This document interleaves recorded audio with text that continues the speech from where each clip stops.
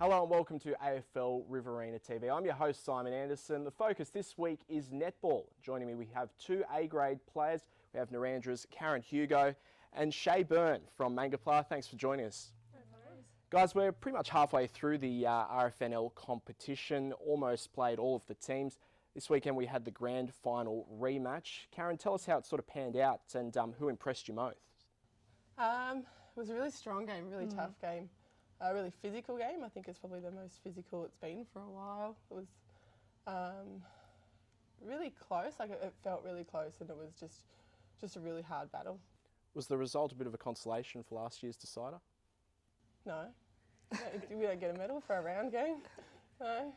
It felt good, but no, I'd rather win a grand final. Definitely. Shea, you are the defending premiers. It's a different year. Tell us about how Mango's season's been going. Yeah, it's going pretty well. We're a very young team this year. Obviously, we lost Byrne, who was very good last year, and so it's a bit of getting combinations right because we have such a young team. They obviously have different games and sports, like a lot of play basketball, so it's about getting the same team on the field each week, which we've been struggling to do, but we'll get there and just work on those combinations. Who do you think's been the big improvers this year? Big improvers, I'd probably say Leeton. They're undefeated and they're really tough, especially away, and they've been playing so well.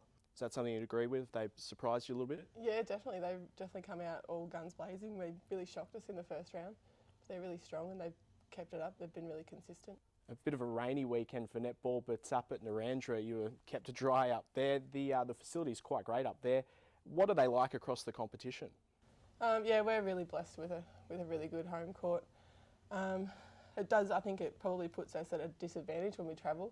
Not that the courts are all good where we go, but it's just a different game on the other courts. It's slower and a bit harder. Now, rep netball has been a big part of the season for quite a long time now. Do you think it is an important part of the calendar?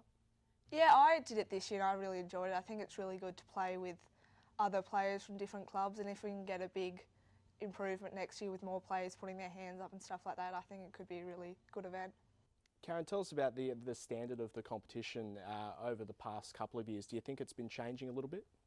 I think it has. From us only came back was 3 seasons ago, and I think definitely from that first year I've come back to now, it's really got a lot stronger across the board. There was always sort of a few teams that were a bit weaker down the bottom, but even the teams down the bottom now are making you play. You have to turn up every game and really put your best foot forward every time. Shea, tell us a bit about, with all of the clubs across the Riverina, the netball sides make up a massive part. How important do you think they are to the makeup of the entire club?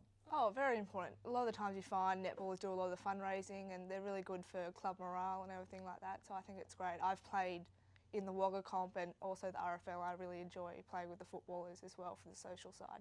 That's obviously, the same sort of thing at your club? Yeah, definitely. I think it brings it in so that it's more of a community event. I think you've got everyone sort of comes together and everyone's really supportive of each other, and just it gives you a real family vibe too, so it makes it a family friendly thing and something you can all do together. Shea, anything you'd like to see changed, regarding netball in the Riverina? Not really. I think it's going pretty well. I really like that there's such a youth development. A lot of times you're seeing now that the A-grade teams do have a lot of young people, which is great. I'd say it's going pretty well. What about yourself, Caren? Yeah, I'd agree with that. I think there are definitely a lot more younger players now than there have been previously, and they're all coming up, and they're coming up strong. Well, we'll take a look at this week's competition, the stage of the season where there's only one team left to play. Caren, you guys travelling to Wagga to take on the Tigers. What are you expecting from them? Tigers are always really tough for us. We always have a little bit of trouble with their shooter. She's really strong. Lara always gives Bree a bit of a headache, so we'll see how that matchup goes on the weekend. And yeah, we'll just come out as strong as we can and hopefully put them on the back foot early. Shea, you played them back in round 6. Who do you like in the team and why? I think their defensive end's really good. I played Tigers for 8 years before going to Mango, so I know them quite well. But yeah, Bridget and Bailey are very strong. Obviously, Lara's pretty impossible to get on top on. Now, you guys taking on Turvey Park on Saturday. What are you going to be working on during the week, and what do you need to improve on after the weekend's result? I think converting our turnovers. Last week we would have had probably about 30 turnovers that we didn't convert properly. So just really working on that. They're like us and they're a very young team, so just getting those combinations right. Narrandera beat Turvey earlier in the year. What do you see as sort of, I guess, their strengths? I'd probably say their centre court and their shooting end. They're really fast. They get the ball through the centre really well. Sort of shutting them down in the mid court and doing some work on their attackers. Try and make it hard for them to get it in there. Having played Mango last week, how do you think they're going to fare against them? Yeah, I think it'll be a tight one. It'll be definitely a good game to watch. It'll be nice and strong. Now, the team that you both mentioned is, I guess, the sort of surprise packet of the year, Leeton. They're up against Coolaman. What do you think Coolaman's going to have to do to get over the top of Leeton, Shea? Leeton's mid-court is very good. I think they're going to have to shut those down before it gets into the circle because their shooters don't really miss. So, yeah. And you guys travel to Leeton next week. Obviously going to be a tough assignment. What are you expecting from them?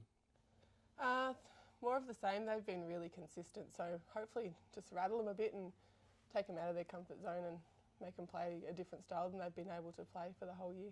Try and make them do something different. Lastly, Griffith and Colin Gully. What do you make of that match, Shea?